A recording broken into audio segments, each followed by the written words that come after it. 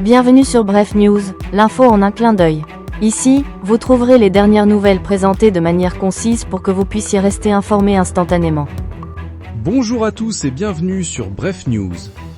L'actualité du jour est marquée par une déclaration majeure concernant l'initiative pour la libération des prisonniers politiques en Côte d'Ivoire. Une démarche portée avec détermination par le PPA-CI. Sans plus tarder, je vous laisse écouter le secrétaire général adjoint chargé des détenus politiques, Monsieur Patrice Coutet. Monsieur le Président, vous n'avez jamais cessé de porter la cause des prisonniers politiques.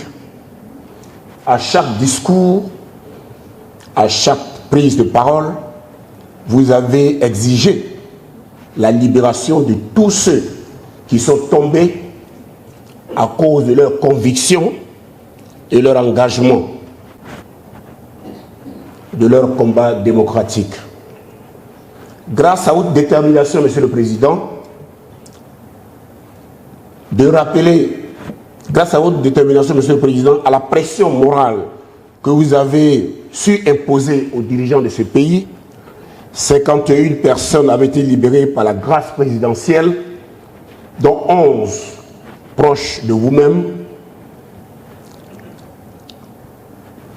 considérés comme force de défense et de sécurité ou simples militants de certains partis politiques. Mais ce matin, nous sommes là pour aller plus loin.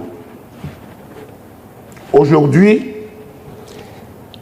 marque une étape nouvelle, une étape majeure.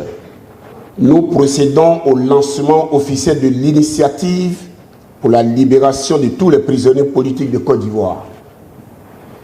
Cette initiative est un signal fort, un engagement collectif, un appel national.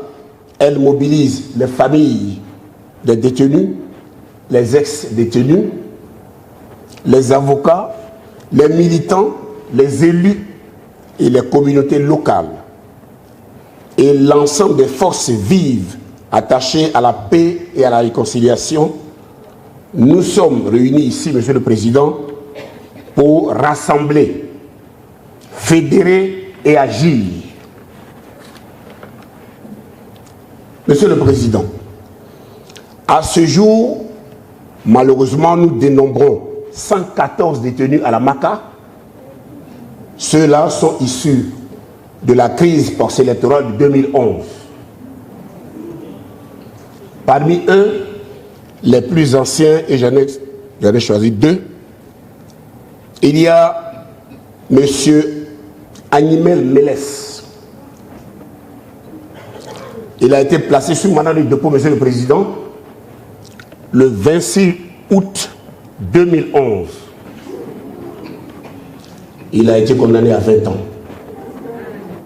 À chaque fois que je le vois, il dit: vieux père, je fais confiance au président Gbagbo. Avec lui, il y a un autre prisonnier, M. Tokpa Arnaud Marcel.